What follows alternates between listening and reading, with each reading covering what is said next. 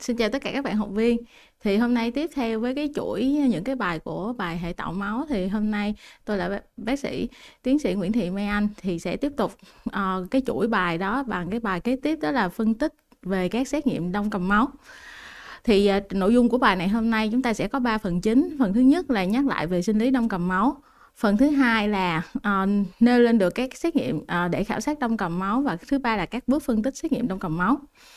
Về đầu tiên là nhắc lại sinh lý của hệ đông cầm máu. Thì các giai đoạn đông thì nó sẽ có 3 giai đoạn. Giai đoạn đầu tiên đó là giai đoạn đông cầm máu ban đầu, giai đoạn thứ hai đó là giai đoạn đông cầm máu di truyền, và giai đoạn thứ ba là giai đoạn sau đông máu. Thì trong giai đoạn đông cầm máu ban đầu thì chúng ta sẽ có 3 quá trình. Quá trình thứ nhất đó là sự co thắt mạch máu, thứ hai đó là sự hình thành nút chặn tiểu cầu, và thứ ba đó là hình thành nên là nút tiểu cầu.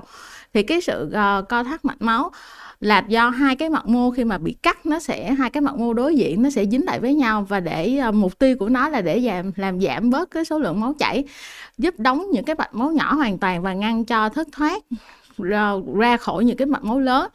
Thì cái co thắt cơ tại chỗ nó sẽ kéo dài từ 20 đến 30 phút, và có nhiều mạch máu bị tổn thương chậm nát thì độ co thắt thì sẽ càng lớn. Thì cái sự co thắt mạch máu nó sẽ có hai yếu tố chính liên quan, đó là về phản xạ thần kinh, là gồm có co thắt trong vòng một vài phút, và yếu tố dịch thể là giúp mạch máu co thắt mạnh hơn và lâu dài hơn. Về cái điều kiện để co mạch tốt trong thành mạch là thành mạch phải vững chắc và có khả năng đàn hồi tốt. Do đó khi thiếu một trong hai điều kiện này thì sẽ gây chảy máu bất thường trên lâm sàng. Ví dụ những bệnh nhân bị thiếu vitamin C thì thành mạch họ sẽ không vững chắc, hoặc là trong bệnh Radio-Osler thì cái thành mạch của họ mất đi sự đàn hồi, do nó không co được, và những cái bệnh nhân này thường rất là dễ bị chảy máu hoặc là có biểu hiện xuất huyết trên lâm sàng. Ngoài ra thì chúng ta có một số bệnh khác nó cũng liên quan tới xuất huyết do thành mạch, là do không có sự co thắt mạch máu, là các bệnh lý của mô liên kết, ví dụ như là bệnh xơ cứng bì. Và cái cơ chế thứ hai trong cái giai đoạn đông cầm máu ban đầu của chúng ta là hình thành nút chặn tiểu cầu. Thì khi thành mạch bị tổn thương thì tiểu cầu luôn luôn lưu hành trong dòng máu. Thì các tiểu cầu khi đi ngang qua vết thương thì các tiểu cầu sẽ bắt đầu bám dính thông qua cái phức hợp collagen, yếu tố von Willebrand và cái glycoprotein 1B. Thì sau khi mà tiểu cầu dính vào những cái chỗ mà thành mạch bị tổn thương và tạo thành cái phức hợp như hồi nãy chúng ta để đề cập, thì tiểu cầu nó sẽ bị hoạt hóa, và nó sẽ khởi động cho ba quá trình là tiểu cầu thay đổi hình dạng và bắt đầu nó tạo thành chân giả. Kế tiếp là sẽ phóng thích các hạt trong tiểu cầu, làm cái tăng cái hoạt tính và lôi kéo các tiểu cầu xung quanh. Thứ ba là cái bộc lộ các thụ thể glycoprotein 2B 3A để nó gắn kết với fibrinogen nhiều hơn, và kết quả hình thành cuối cùng là sẽ hình thành được nút chặn tiểu cầu. Như vậy thì trong cái quá trình đầu tiên của chúng ta thì cái cấu trúc hình thành chính nên được cái quá trình mà đo co cục máu ban đầu á, nó là vai trò của tiểu cầu. Thì số lượng tiểu cầu trung bình nó sẽ dao động từ 150 cho 300 ngàn hoặc là 400 ngàn trên một microliter, tùy theo cái tài liệu tham khảo hoặc là tùy theo từng dân số. Thì cái màng lớp tiểu cầu chúng ta có 3 lớp, đó là phospholipid, glycoprotein. Màng và bào tương thì có protein co giãn như là những cái actomycin, thì nó giúp nó phóng thích các hạt ở trong cái tiểu cầu ra. Rồi có thrombothecin thì chiếm 20% tiểu cầu. Ngoài ra là tiểu cầu nó không phải là một tế bào tròn phẳng, mà nó có những cái nếp lồi lõm ở thành tiểu cầu, thành những cái sợi actin. Do đó là nó có khả năng co giãn và bài xuất các hạt rất là tốt. Tiểu cầu thì có chứa 3 loại hạt, và các loại hạt này đều có liên quan tới cái khả năng kết dính của tiểu cầu đó, người ta còn gọi đó là hạt alpha, hạt đậm hay là hạt lysosome. Thì tất cả các chất đồng vận tiểu cầu, ví dụ như là BAC1 hay là glycoprotein 1A, 2A, glycoprotein 6 hoặc là glycoprotein 5 với các thụ thể adrenergic hoặc là thụ thể với thrombosan A2. Vì vậy chúng ta thấy là cấu trúc tiểu cầu nó có rất là nhiều cái hạt, chủ yếu là để có mục tiêu bám dính và mục tiêu là bài tiết. Thì chức năng tiểu cầu chủ yếu nó sẽ xuất hiện trong quá trình đông máu và hình thành nút chặn tiểu cầu. Ngoài ra là đôi khi là số lượng tiểu cầu chúng ta bình thường, nhưng mà nó không còn cái khả năng phóng hạt hoặc là không còn khả năng mà lôi kéo các tiểu cầu xung quanh, thì nó cũng ảnh hưởng đến quá trình đông máu. Về sinh lý tiểu cầu thì tiểu cầu xuất hiện từ tuần thứ 9 đến tuần thứ 10 trong gan và lách của thai, cho đến tuần 30 thì xuất hiện tại tủy. Số lượng tiểu cầu tăng và bằng với số lượng của người lớn trước 18 tuần tuổi thai. Tiểu cầu là tế bào duy nhất có sự phát triển ổn định về số lượng và hình dạng ngay trước sinh. Đối với trẻ nhẹ cân đủ tháng thì cái tiểu cầu của chúng ta sẽ về bình thường sớm trong tuần đầu tiên. Do đó là những cái hoạt động tạo máu của trẻ sơ sinh nó sẽ, đặc biệt đối với trẻ non tháng thì sẽ bị đứt đoạn vào thời điểm sinh non. Do đó cái hình ảnh huyết học là kể cả cái hình ảnh tiểu cầu á, thì sau này nó sẽ tương ứng với từng giai đoạn của tuổi thai. Chúng ta sẽ đi qua cái nhắc sơ lược qua về cái giai đoạn thứ hai, đó là giai đoạn đông cầm máu duy trì và các bất thường liên quan. Thì trong cái giai đoạn đông cầm máu duy trì thì chúng ta cũng có 3 giai đoạn. Thứ nhất đó là thành lập phức hợp men prothrombinase, giai đoạn thứ hai là thành lập thrombin và giai đoạn thứ ba là thành lập fibrin. Thì trong cái bảng kế bên chúng ta sẽ thấy là người ta đề cập tới tất cả các yếu tố đông máu mà có liên quan tới cái giai đoạn đông cầm máu duy trì. Trong đó có những cái yếu tố mà trong cái quá trình mà làm việc chúng ta sẽ cần lưu ý tới, ví dụ như là yếu tố 4 canxi. Thường nó sẽ bị thiếu hụt trong những cái quá trình mà chúng ta truyền máu nhiều, thì thường những cái yếu tố này chúng ta ít khi nào quan tâm, và sự thiếu hụt của nó cũng sẽ có ảnh hưởng lên quá trình đông cầm máu. Thì đây cái hình ở trên này thì nêu ra được những cơ bản cái con đường có chia làm 2 con đường chính ở trong cái đông cầm máu duy trì, đó là con đường đông cầm máu ngoại sinh và con đường đông cầm máu nội sinh. Ngoài ra chúng ta có con đường chung. Thì con đường đông cầm máu nội sinh lẫn ngoại sinh thì ở đây cái vai trò quan trọng của trong cái con đường đông cầm máu ngoại sinh chúng ta sẽ thấy là do cái yếu tố 7 và cái yếu tố mô khi mà nó tiếp xúc với nhau thì nó sẽ hình thành một cái phức hợp là có yếu tố 7 hoạt hóa, thì lúc đó nó sẽ gây ra cái chuỗi phản ứng liên tục của quá trình đông cầm máu ngoại sinh. Còn đối với quá trình đông cầm máu nội sinh thì có sự tham gia của rất nhiều yếu tố đông máu, và do đó là sự ảnh hưởng của hoặc là thiếu hụt trong những cái yếu tố này sẽ làm cho cái quá trình đông cầm máu diễn ra không được thuận lợi. Về sinh lý của các yếu tố đông máu thì các protein đông máu không qua nhau thai, do đó nên cái lượng yếu tố đông máu hiện diện ở trẻ sơ sinh là do trẻ tự tạo ra. Đối với trẻ đủ tháng thì cái yếu tố đông máu thấp hơn ở người lớn, tăng dần cho đến 6 tháng tuổi và bằng với người lớn. Đối với trẻ non tháng thì tốc độ tăng của yếu tố đông máu gia tăng và bắt kịp trẻ đủ tháng vào tháng thứ 3 ngay sau sinh. Do đó đối với những trẻ sơ sinh non tháng thì khi có những cái can thiệp chúng ta cần phải lưu ý hơn so với những trẻ đủ tháng. Thì chất kháng đông ở trẻ sơ sinh thì hoàn toàn thấp, chỉ đạt bằng người lớn khi ở 3 tháng đối với antitrypsin 3, ở 6 tháng tuổi đối với protein C hoặc là 10 tháng tuổi với protein S. Do đó là đối với những trẻ nhỏ nếu mà có tình trạng bất thường về mặt đông máu thì chúng ta phải lưu ý về cái mặt tháng tuổi, bởi vì cái nồng độ yếu tố đông máu nó sẽ thay đổi và nó liên quan tới nồng độ của các chất kháng đông đồng thời. Thì trẻ sinh non mà có siêu H thì ghi nhận là có cái nồng độ antitrypsin 3 chỉ thấp bằng 1/2 so với trẻ đủ tháng. Do đó là những trẻ này thì dễ bị huyết khối, đặc biệt là huyết khối liên quan tới KGT hoặc là xuất huyết nội sọ hoặc là tử vong. Ngoài ra chúng ta còn phải nhớ những cái yếu tố đông máu lệ thuộc vitamin K trẻ sơ sinh, ví dụ như yếu tố 2, yếu tố 7, yếu tố 9, yếu tố 10, protein C, protein S hoặc protein Z. Ngoài ra thì chúng ta sẽ có cái nồng độ DDME cao trong khoảng 3 ngày đầu sau sinh, và nồng độ yếu tố của Vulvibranch cao và giảm về bình thường khi trẻ từ 3 đến 6 tháng. Ngoài ra có các đặc điểm là thường trẻ sơ sinh nó có thể có việc giảm của một số yếu tố đông máu đã đề cập ở trên bài giảng. Đồng thời nó có thể giảm một vài chất kháng đông cũng như là giảm plasminogen. Có thể là tăng DDME cho tới 3 ngày đầu sau sinh và tăng cái yếu tố Vulvibranch cũng như là cái ultra Vulvibranch factor ở trong huyết tương. Đồng thời nó bị giảm nhẹ chức năng tiểu cầu, và thường tất cả những cái rối loạn này sẽ trở về sau 6 tháng. Do đó khi mà chúng ta phân tích một cái kết quả đông cầu máu bất thường thì cái bước đầu tiên lát nữa các bạn sẽ được nhắc tới là phải đánh giá về cái mặt tuổi cũng như là cái giới của bệnh nhân. Thì lướt qua cái bước cuối cùng đó là giai đoạn sau đông máu và điều hòa đông máu.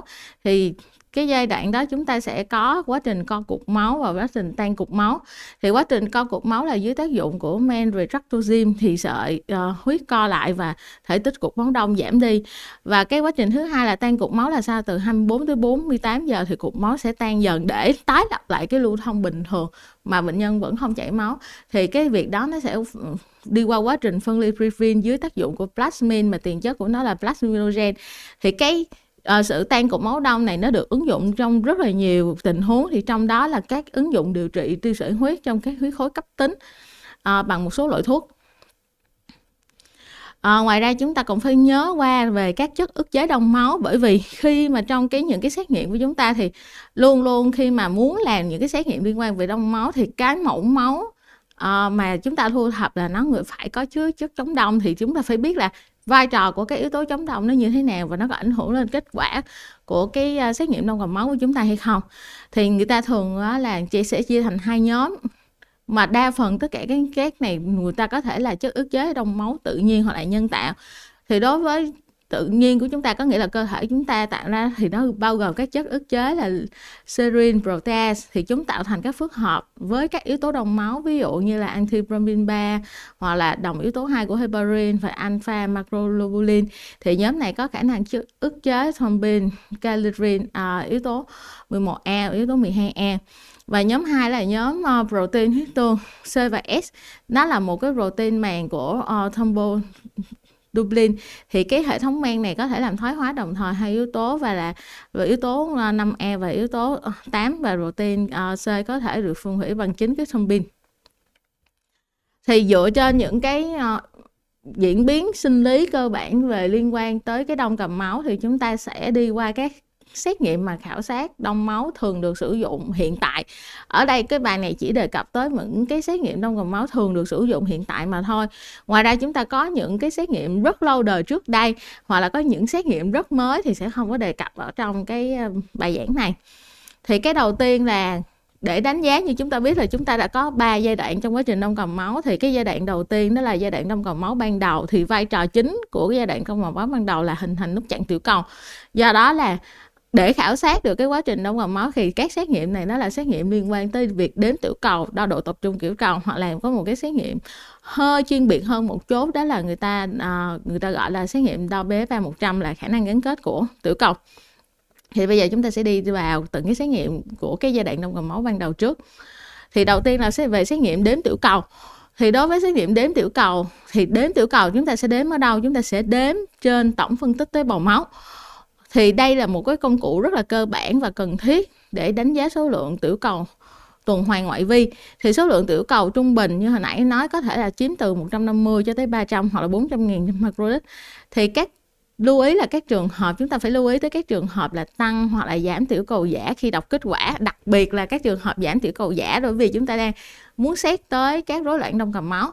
Thì đối với các trường hợp tăng hoặc bình thường giả tạo thì thường nó sẽ rơi vào cái trường hợp là các bệnh nhân mà có cái hồng cầu kích thước rất nhỏ, thì có thể là sẽ sai biệt trong việc đọc đó là tiểu cầu thay vì nó là hồng cầu kích thước nhỏ. Hoặc là trong những bệnh nhân có tình trạng tán huyết thì có thể là cái mảnh vỏ hồng cầu vẫn có thể bị đọc nhầm bằng là số lượng tiểu cầu. Ngoài ra cái hiện tượng giảm giả tạo là có hai hiện tượng chính, đó là tiểu cầu kích cụm hoặc là tiểu cầu vệ tinh. Thì vì do đó là khi chúng ta thấy một cái kết quả xét nghiệm đến tiểu cầu mà số lượng tiểu cầu giảm hoặc bất thường thì phải luôn luôn kết hợp, là nó phải có kết hợp với các dòng tế bào máu khác để đánh giá cái nguy cơ bất thường thật sự, và cũng như là kết hợp với đánh giá trên lâm sàng. Ví dụ chúng ta thấy một cái kết quả tiểu cầu rất thấp nhưng mà trên lâm sàng bệnh nhân hoàn toàn không có biểu hiện hội chứng xuất huyết thì chúng ta phải cần đánh giá lại. Do đó là cái phản xạ đầu tiên khi chúng ta cần đánh giá lại là chúng ta phải đi làm một cái phết máu ngoại biên để đọc thử coi thật sự là tiểu cầu của chúng ta là đang giảm thật sự hay đó là tiểu cầu giảm giả tạo do các hiện tượng đã nêu ở trên.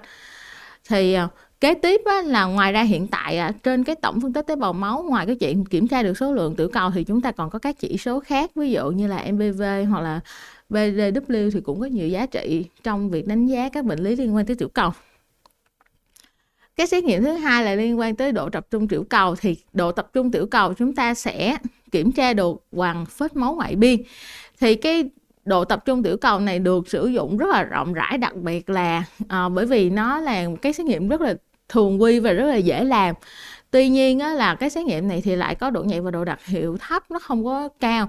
Đồng thời là chỉ được thực hiện khi mà số lượng tiểu cầu trên 150.000 thì nó mới mang lại chính xác cao. Do đó là gần như là nó đánh giá chỉ được một phần trong những trường hợp bệnh lý khó mà giảm số lượng tiểu cầu, là không thể nào sử dụng cái độ tập trung tiểu cầu này được.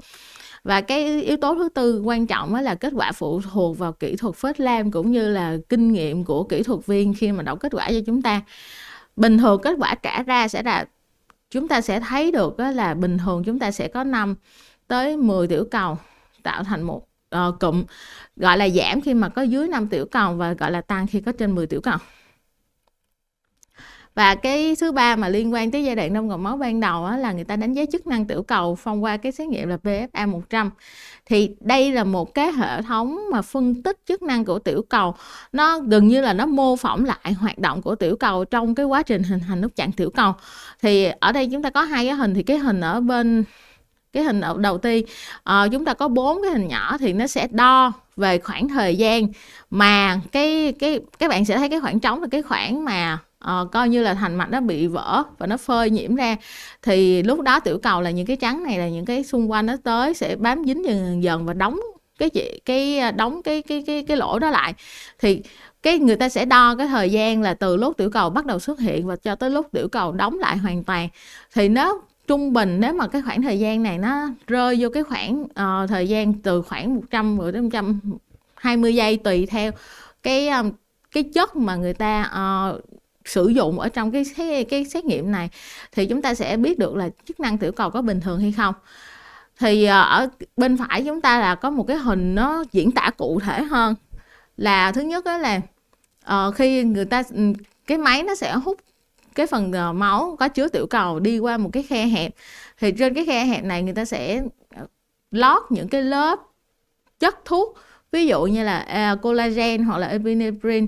Nó giống như là một cái chất kích hoạt mô, khi mà cái mô mạch máu của chúng ta bị đứt gãy thì nó sẽ phơi ra yếu tố mô, thì trong đó sẽ có collagen và cái epinephrine. Thì khi mà mình lót cái chất như vậy thì tiểu cầu khi đi ngang qua nó sẽ bị kết dính ở đây và nó sẽ bắt đầu nó tăng hoạt tính để có thể biến dạng, để có thể thu hút các tiểu cầu khác. Thì đó chính là cái mô tả lại cái quá trình hình thành cơ bản của nút chặn tiểu cầu.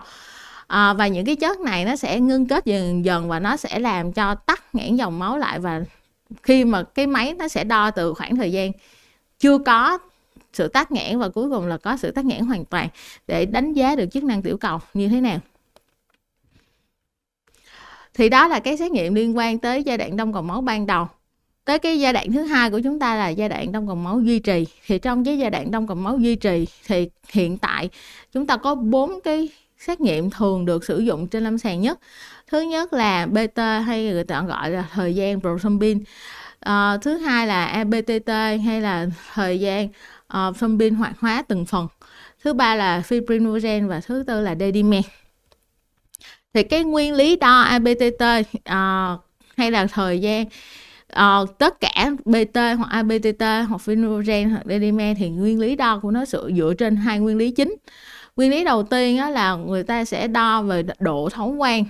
Thì đây là cái hình ảnh mô tả cơ bản về cái nguyên lý đó. Thì cái giọt máu của chúng ta sẽ được đưa vào một cái bộ phận thu mẫu. Sau đó thì nó sẽ có một cái nguồn sáng chiếu qua cái giọt máu này.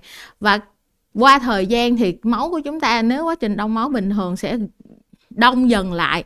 Và khi đông dần lại thì nó sẽ làm thay đổi cái khả năng xuyên qua của cái tia khi mà chiếu qua. Do đó khi mà từ lúc bắt đầu mình ghi nhận cho tới lúc mà cái tia đó không thể xuyên qua được nữa, có nghĩa là đó là thời gian đông cầu máu. Thì cái giọt máu của chúng ta nó sẽ được trộn với các hóa chất kích hoạt để mà có thể đo được cái thời gian này. Cái nguyên lý thứ hai người ta sử dụng trên các máy đo là nguyên lý từ trường. Thì trong cái này, trong cái mẫu này, người ta sẽ bỏ những cái viên từ rất nhỏ. Và khi người ta bỏ máu cũng như các hóa chất vào, thì dưới tác dụng của từ trường thì cái viên từ nó sẽ lắc. Nếu mà cái máu của mình không đông thì sẽ lắc được cường độ liên tục như ở đây, cho tới một lúc nào đó khi cái máu mình nó đã theo thời gian nó sẽ bắt đầu đông lại dần. Và khi đông lại dần thì gần như cái hoạt động của cái hạt từ nó sẽ không còn nhiều nữa và nó giảm xuống. Và tổng thời gian người ta ghi nhận từ lúc cái hạt từ nó dao động nhiều nhất cho tới khi nó ngừng lại, đó chính là cái thời gian đông máu được ghi nhận ở trên kết quả cận lâm sàng của chúng ta. Tại sao chúng ta phải nói qua về cái nguyên lý đo này? Bởi vì cái rất là đơn giản là cái nguyên lý đo này nó sẽ ảnh hưởng lên cái việc đọc kết quả. Tại vì nếu mà đối với những cái máy mà nó đo bằng cái nguyên lý ánh sáng, thì lúc đó nếu mà cái sản phẩm của chúng ta mà nó chứa những cái hóa chất, hoặc là nó chứa những cái hoạt chất mà có màu, hoặc là tán huyết, thì cái việc đo qua ánh sáng, khuếch tán qua ánh sáng thì nó sẽ bị thay đổi, do nó sẽ có ảnh hưởng. Ví dụ bệnh nhân bị vàng da nhiều hoặc bệnh nhân bị tán huyết là có thể ảnh hưởng. Hoặc giống như là đối với hạt từ, thì đối với hạt từ thì nếu mà những bệnh nhân mà có cái độ nhớt máu tăng rất là cao thì cái việc đo cái yếu tố đông máu, hoặc là cái thời gian đông máu nó sẽ kém chính xác, là vì bản chất là cái hạt từ nó đã giảm hoạt động ở trong cái môi trường khi có những cái độ nhớt cao như vậy. Thì bây giờ chúng ta sẽ đi vào cụ thể của từng cái xét nghiệm đầu tiên là beta, hay còn gọi là prothrombin time, hay là thời gian prothrombin. Thì đây là cái thời gian mà huyết tương tạo thành cục máu đông khi tiếp xúc giữa yếu tố mô. Thì đây là cái xét nghiệm cơ bản đầu tay để đánh giá con đường đông máu ngoại sinh và con đường chung. Chủ yếu thì sẽ được dùng để đánh giá của con đường đông máu ngoại sinh. Thì phạm vi bình thường của nó sẽ là từ 10 tới 14 giây, thì tương ứng với tỷ lệ prothrombin. Ở đây chúng ta sẽ thấy nó sẽ là từ 80 cho tới 100%, đối với 14 giây thôi, khoảng giữa đây là gần như nó sẽ đạt ngưỡng là 100%. Ngoài ra người ta dựa vào cái beta thì để mà có thể chuẩn hóa giữa các phòng xét nghiệm thì người ta sẽ đưa ra một chỉ số người ta gọi là INE. Thì chỉ số này mục tiêu là để chuẩn hóa giữa cái beta bệnh nhân với beta trứng, và với một cái tỷ lệ tùy theo được xác định theo từng phòng xét nghiệm, và sau đó chúng ta sẽ dùng có thể so sánh giữa các phòng xét nghiệm với nhau. Thì đối với việc sử dụng beta thì sử dụng lâm sàng thì chúng ta sẽ thường được chỉ định trong những trường hợp mà rối loạn, bắt đầu có sự rối loạn đông máu, hoặc đánh giá chức năng tổng hợp của gan, hoặc là khi bệnh nhân bắt đầu điều trị kháng đông. Tuy nhiên chúng ta cần phải lưu ý một điều, đây là cái biểu đồ tương quan giữa cái thời gian prothrombin và cái nồng độ cái yếu tố đông máu của chúng ta. Thì chúng ta thấy là bình thường là từ 10 tới 14 giây thì gần như là nó sẽ xác định được, có nghĩa là nó sẽ xác định được các rối loạn bất thường. Tuy nhiên đối với sự thay đổi rất lớn, ví dụ đạt tới 20 giây thì lúc đó prothrombin time khi mà nó dài tới 20 giây thì lúc đó cái yếu tố đông máu của chúng ta đã giảm rất là thấp rồi. Do đó là cái beta là nó đo nhưng mà nó phát hiện ra những cái bất thường thì ở khoảng thời gian khá là dài. Do đó là khi mà nó đã bất thường rồi có nghĩa là cái nồng độ của chúng ta đã rất thấp. Do đó là nó chỉ hỗ trợ trong cái quá trình chẩn đoán thôi, còn nếu mà phát hiện sớm thì nó sẽ không phải là một công cụ để phát hiện sớm lắm ở trong những cái bất thường của chúng ta. Thì vậy thì khi nào mà BT kéo dài? Tại vì chúng ta học BT kéo dài để ở trong những cái rối loạn đông cầm máu, hiện tại chúng ta đang cần muốn là liên quan tới vấn đề là chảy máu. Thì do đó là khi mà chảy máu thì chúng ta có liên quan là BT kéo dài. Thì đối với BT kéo dài thì có rất là nhiều yếu tố sẽ được đề cập trên slide ở đây. Thì đầu tiên là chúng ta có thuốc kháng vitamin K là nguyên nhân thường gặp nhất. Thứ hai là vấn đề thiếu vitamin K là liên quan tới vấn đề dinh dưỡng, sử dụng kháng sinh phổ rộng kéo dài, triệu chứng hấp thu. Cái này rất là quan trọng, đặc biệt là khi các bạn làm về vấn đề dinh dưỡng, các bạn sẽ thấy là, hoặc là những bệnh nhân có bệnh lý gan thì chúng ta sẽ thấy là bệnh nhân có cái BT kéo dài bất thường, tuy nhiên là không có liên quan gì tới bệnh lý gan hay khác, thì chúng ta phải hỏi ngay liền về vấn đề dinh dưỡng hoặc sử dụng kháng sinh kéo dài, bởi vì nó có ảnh hưởng đến việc tổng hợp vitamin K. Ngoài ra đối với nguyên nhân gây BT kéo dài thì như đã nói thì có liên quan tới bệnh lý gan, bao gồm là vì sao và có liên quan tới bệnh lý gan là vì nó có làm giảm sản xuất vitamin K, cũng như là cái yếu tố phụ thuộc vitamin K như là yếu tố 2, yếu tố 7, yếu tố 9, yếu tố 10. Ngoài ra là nguyên nhân kế tiếp đó là bệnh nhân bị rối loạn đông máu nội mạch lan tỏa, là tất cả các yếu tố đông máu đều bị tiêu thụ và cạn kiệt. Thứ hai là thiếu thụ các yếu tố đông máu di truyền hoặc là mắc phải. Thì trong đó thường BT kéo dài chúng ta sẽ gặp nhiều nhất tần suất đó là thiếu yếu tố 7, sau đó là tới các bệnh lý thiếu các yếu tố khác được đề cập ở đây. Ngoài ra chúng ta phải loại các nguyên nhân gây BT giả, giống như hồi nãy đã đề cập trong cái nguyên lý. Thì nếu mà độ nhớt máu quá cao hoặc là máu có sự thay đổi về cái màu sắc thì nó sẽ làm đo tình trạng BT kéo dài giả tạo, thì trong đó là bệnh nhân đa hồng cầu là một trong những nguyên nhân thường gặp nhất. Bây giờ chúng ta sẽ đi qua cái xét nghiệm thứ hai là ABTT. Thì ABTT là gì? Thì nó là đo khoảng thời gian huyết tương tạo thành cục máu đông khi tiếp xúc với những cái chất tích điện âm kích hoạt yếu tố tiếp xúc. Thì cái này nó là chủ yếu là đánh giá con đường đông máu nội sinh. Thì giới hạn bình thường của nó sẽ từ 25 tới 35 giây. Tuy nhiên là cái xét nghiệm ABTT này á, thì nó không có tiêu chuẩn chuẩn hóa xét nghiệm trên các hệ thống hoặc là hệ thống thử của từng phòng thí nghiệm, giống như là chuẩn hóa như là chỉ số INE của cái thời gian BT. Do đó là cái ABTT từ các phòng thí nghiệm khác nhau á, thì rất là khó để so sánh trực tiếp. Vì vậy là khi mà đọc kết quả của ABTT, các bạn phải luôn luôn đòi phòng xét nghiệm là đưa cái chỉ số chứng của tại phòng xét nghiệm nội tại của chúng ta để chúng ta có thể có sự so sánh tốt nhất. Thì ABTT trên lâm sàng được chỉ định khi nào? Là được chỉ định là khi bệnh nhân có các rối loạn về hoặc là có biểu hiện của các hội chứng xuất huyết, hoặc là nghi ngờ bệnh nhân bị DAC, hoặc bệnh nhân sử dụng một số loại kháng đông mà cần phải theo dõi bằng xét nghiệm ABTT, đặc biệt đó là heparin. Rồi, vậy thì ABTT của chúng ta nó sẽ kéo dài khi nào? Thì ABTT khi mà nhắc tới ABTT kéo dài mà liên quan đầu tiên đó thuốc là người ta sẽ sử dụng, người ta hỏi là sẽ có liên quan tới heparin hay không, bởi vì heparin là cái khi việc sử dụng heparin chống đông là cái yếu tố duy nhất cần phải theo dõi, đó chính là theo dõi ABTT. Ngoài ra là người ta có thể ghi nhận của các rối loạn hoặc là các thuốc ức chế khác, ức chế tạo trực tiếp của thrombin hoặc là ức chế trực tiếp của yếu tố 10A. Kế tiếp là đối với các bệnh lý gan nặng hoặc là mãn tính hoặc DAC thì sẽ gặp ABTT kéo dài.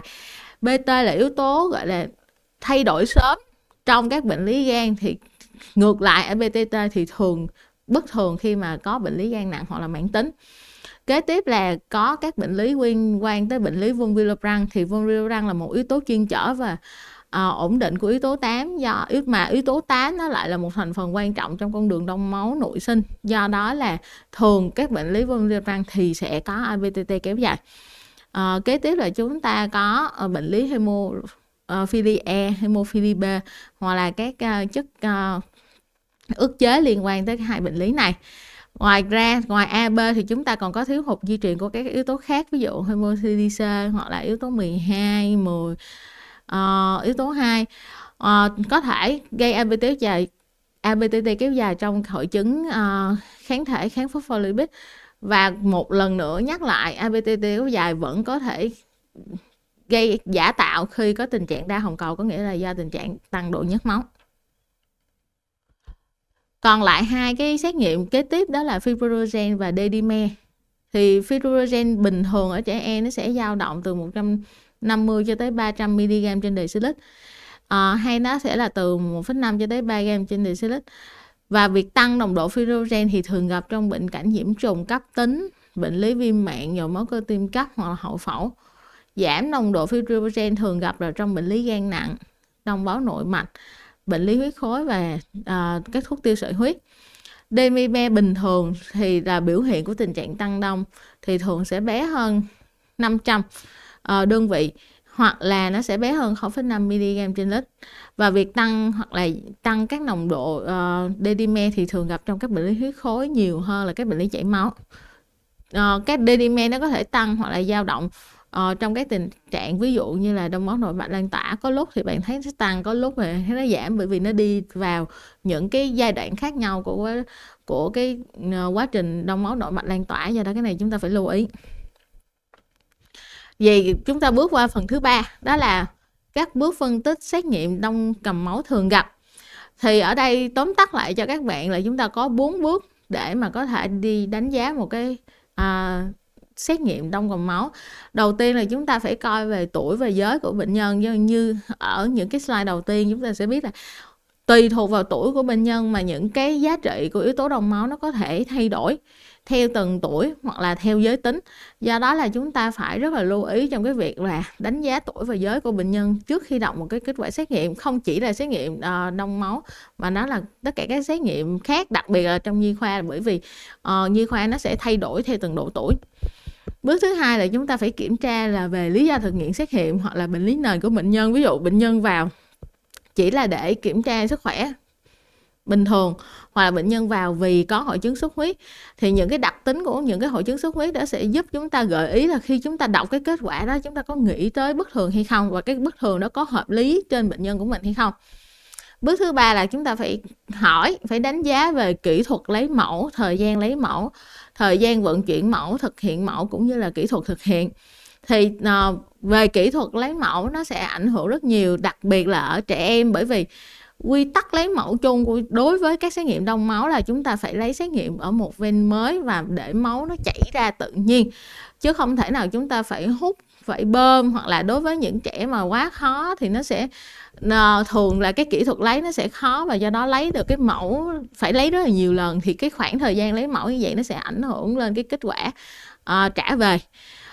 Cũng như là cái thời gian vận chuyển mẫu, thì thời gian vận chuyển từ lúc thu mẫu cho tới cái lúc mà tới phòng xét nghiệm để mà ra được kết quả thì chúng ta cũng phải cần kiểm soát, bởi vì nếu mà mẫu mà để ở môi trường bên ngoài quá lâu thì nó có thể ảnh hưởng lên việc hoạt động của các yếu tố đông máu khi mà người ta lấy ra, người ta làm xét nghiệm cho mình.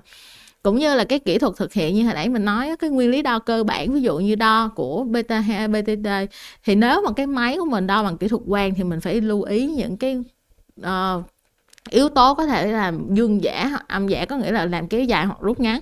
Cũng như là khi mà đo bằng từ tính thì những cái yếu tố nào khiến cho nó bị kéo dài hoặc rút ngắn, chúng ta cũng phải lưu ý về chuyện đó.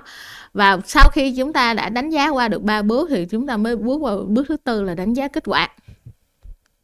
Thì để cho dễ hiểu thì sẽ cho các bạn 2 ví dụ để các bạn có thể dễ dàng phân tích được trên lâm sàng. Thì ví dụ đầu tiên của chúng ta đây là một bé trai 5 tháng tuổi và nhập viện vì sưng gối trái. Trẻ thì chưa có ghi nhận tiền căn sử dụng bất kỳ loại thuốc nào, do đó là trẻ này là một bé trai nhập viện vì có tình trạng sưng gối trái là một cái hội chứng xuất huyết, có nghĩa là chúng ta đang đi tiếp cận một hội chứng xuất huyết. Thì để tiếp cận một hội chứng xuất huyết thì chúng ta phải đánh giá lại đây là xuất huyết liên quan tới rối loạn đông cầm máu ban đầu hay là liên quan tới giai đoạn đông mầm máu duy trì. Thì đối với tình trạng sưng gối trái, như các bạn đã học ở phần lý thuyết rất là nhiều rồi, thì sưng khớp hoặc là sưng gối hoặc là xuất huyết ở cơ, xuất huyết ở khớp thì có vẻ như là nó sẽ liên quan nhiều tới cái đoạn đông cầm máu duy trì. Tuy nhiên thì chúng ta cũng phải đánh giá toàn diện bệnh nhân, do đó là các xét nghiệm đã được thực hiện đó là xét nghiệm tổng phân tích tế bào máu để đánh giá giai đoạn đông cầm máu ban đầu, cũng như là beta, ABTT, fibrinogen và Dediman. Thì trước khi như vậy là chúng ta đã lướt qua được 2 bước đầu tiên. Thứ nhất, đây là một bệnh nhân nam và chúng ta đã biết tuổi, đó là 5 tháng tuổi, nhập viện là có hội chứng xuất huyết. Như vậy thì chúng ta sẽ khu trú được các nguyên nhân, hoặc là chúng ta phải đợi thêm những cái kết quả khám lâm sàng để khu trú cái nguyên nhân của cái hội chứng xuất huyết này. Tuy nhiên thì chúng ta vẫn có thể gợi ý một phần có thể liên quan tới các bệnh lý của giai đoạn xuất huyết mà liên quan tới cái giai đoạn rối loạn đông cầm máu duy trì. Sau đó chúng ta sẽ đợi cái kết quả cận lâm sàng. Thì trước khi đợi kết quả cận lâm sàng, các bạn phải lưu ý là các bạn phải coi rằng là cái bệnh phẩm chúng ta phải đánh giá bước qua bước số 3, có nghĩa là đánh giá về kỹ thuật lấy mẫu, thời gian lấy mẫu, thời gian vận chuyển, kỹ thuật thực hiện. Thì ở đây lúc nào trên cái phiếu xét nghiệm của các bạn cũng sẽ ghi đó là loại bệnh phẩm gì, thời gian lấy mẫu là khi nào, thời gian nhận mẫu thế nào và kết quả. Thì gần như cái này các bạn rất ít lưu ý. Tuy nhiên là khi chúng ta cần đánh giá bệnh nhân thì chúng ta phải đánh giá toàn diện, do đó mình phải hết sức phải để ý tới cái phần này. Thì ở đây người ta ghi rất là rõ ràng cho chúng ta thời gian lấy mẫu là khi nào, thời gian nhận mẫu là khi nào, thì và kết quả được thực hiện ra khi nào. Thì nó phải nằm trong cái giới hạn mà chúng ta phải theo dõi. Ví dụ từ lúc lấy mẫu cho tới lúc nhận mẫu, từ 10 giờ 15 cho tới 10 giờ 49 phút, coi như là 10 giờ 50 phút, thì gần như cái mẫu này là 45 phút, 30 phút. Như vậy thì nó nằm trong cái giới hạn mà chúng ta có thể chấp nhận được, và sau đó kết quả được trả tiền ngay lập tức. Vậy thì cái kết quả đầu tiên liên quan tới tổng phân tích tế bào máu. Thì ở đây chúng ta liên quan vì chúng ta đánh giá đông cầm máu, do đó chúng ta để ý về số đầu tiên về số lượng tiểu cầu. Thì ở đây chúng ta thấy là số lượng tiểu cầu là bình thường là 311.000. Sau đó trong đọc số lượng tiểu cầu chúng ta phải đọc tương quan với các dòng khác để coi cái bất thường này thật sự là có liên quan hay không. Thì các dòng khác ở trong cái bản mô tả này thì chỉ có cái dòng hồng cầu bị ảnh hưởng thêm một phần, do đó là chúng ta phải rất lưu ý là liệu rằng trẻ này nhập viện vì hội chứng xuất huyết tuy là không có giảm tiểu cầu nhưng mà nó có dòng hồng cầu giảm, vậy thì chúng ta phải lưu ý là coi chừng nó có thể là cái xuất huyết này có ảnh hưởng đến dòng hồng cầu hay không, hay nó là một cái nguyên nhân khác đi kèm, thì chúng ta phải đánh giá kèm với lại khám lâm sàng cũng như là các biểu hiện khác. Vì kế tiếp là chúng ta sẽ đọc tới các kết quả xét nghiệm của con đường đông cầu máu duy trì, là bao gồm con đường đông máu nội sinh và con đường đông máu ngoại sinh.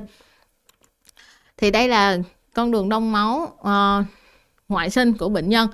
Thì lúc nào trên cái phiếu trả kết quả con đường đông máu chúng ta đều có 4 dòng này, và mình phải hiểu được ý nghĩa của từng dòng đó. Đầu tiên là chúng ta có dòng là BT chứng. Chứng ở đây có nghĩa là sao?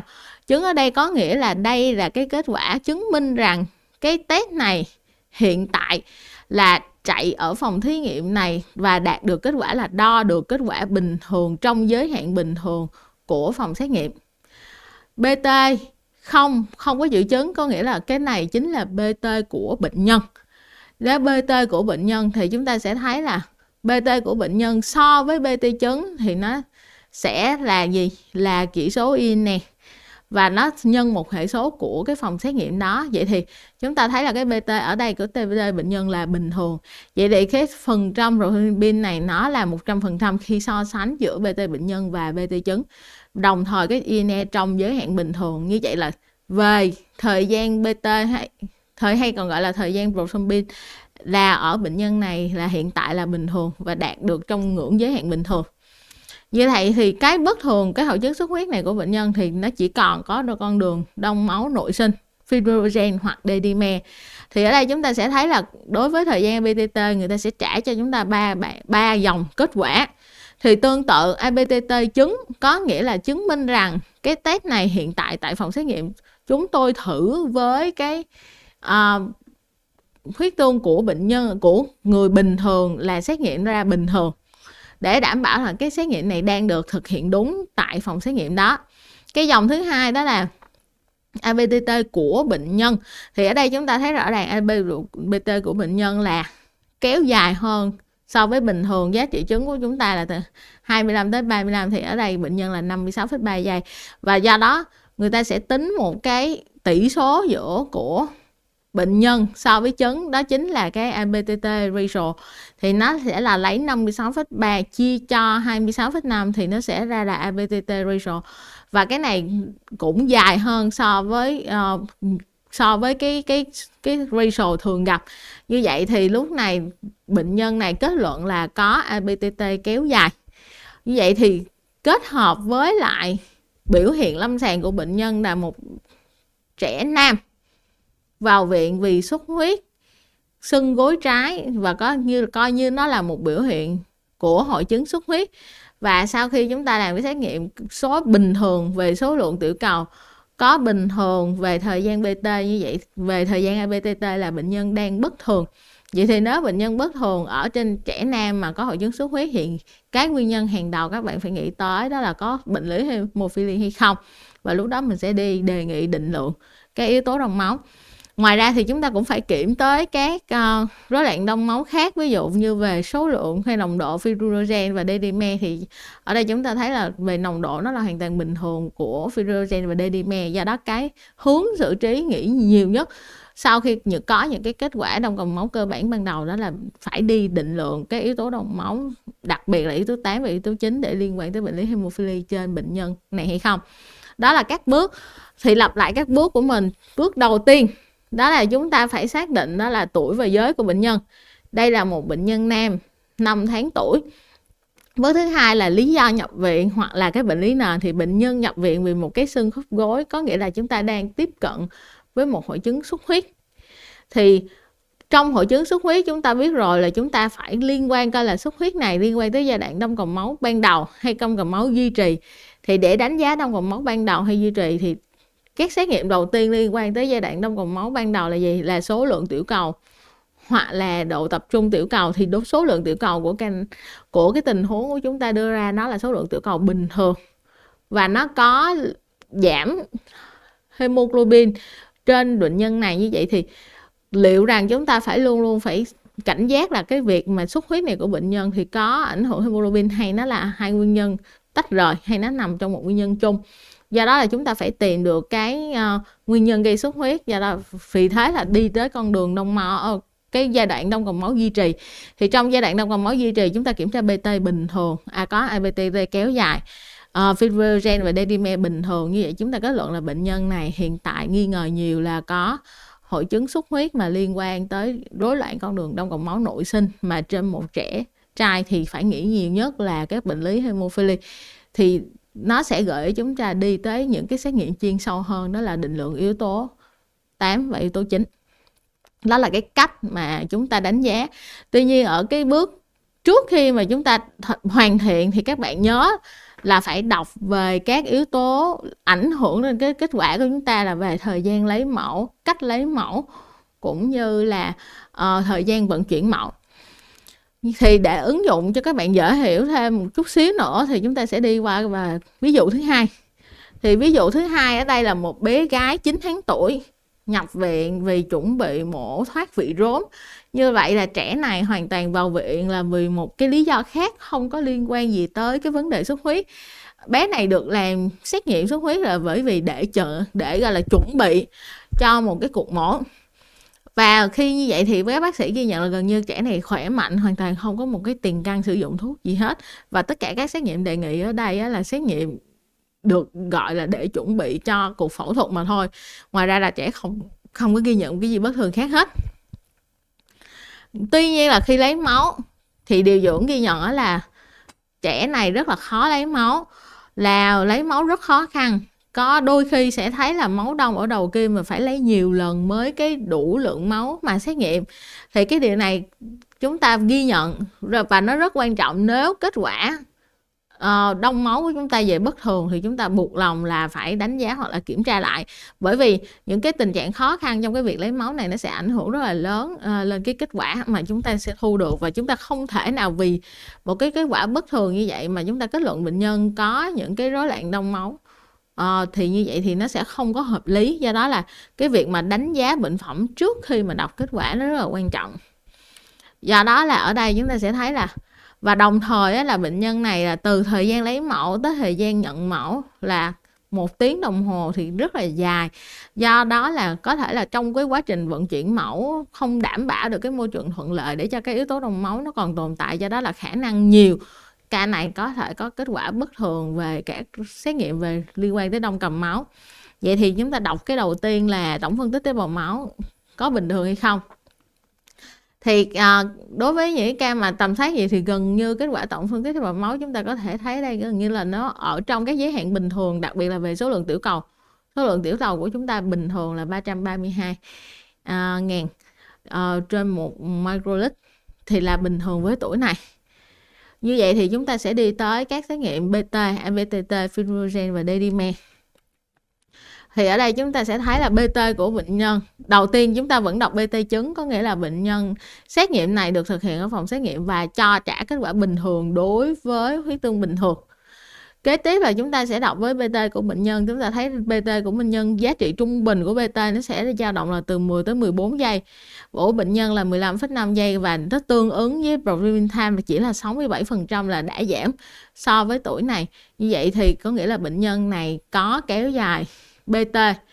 Đồng thời bệnh nhân này khi mà mình đọc tới kết quả ABTT thì ABTT chứng vẫn bình thường và ABTT của bệnh nhân là kéo dài và ABTT ratio cũng là kéo dài. Như vậy là bệnh nhân này đang có hiện tượng là kéo dài BT lẫn ABTT mà trên lâm sàng chúng ta không thấy có một cái biểu hiện xuất huyết nào hết, và trẻ vào viện chỉ vì để làm những cái xét nghiệm liên quan để phẫu thuật mà thôi.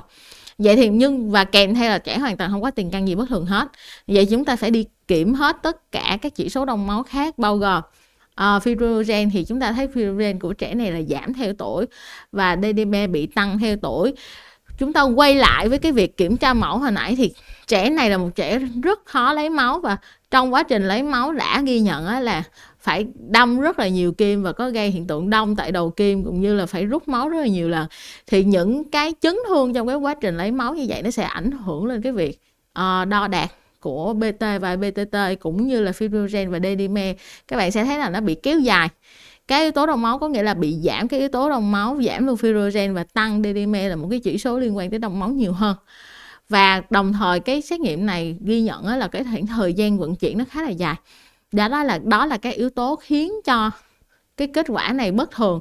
Và với những cái yếu tố như vậy thì chúng ta không thể nào dựa trên một cái kết quả duy nhất này để có thể nói là bệnh nhân của chúng ta đang bị rối loạn đông máu, mà chúng ta phải đề xuất là làm lại một cái xét nghiệm liên quan tới beta, ABTT, fibrogen và D-dimer với một cái cách lấy máu ở trên một cái vị trí lấy máu mới và lấy máu một cách nhẹ nhàng để có thể, và đồng thời sau đó chúng ta gửi mẫu đi liền để có thể đảm bảo là chúng ta đạt được cái kết quả của quá trình đông cầm máu tốt nhất.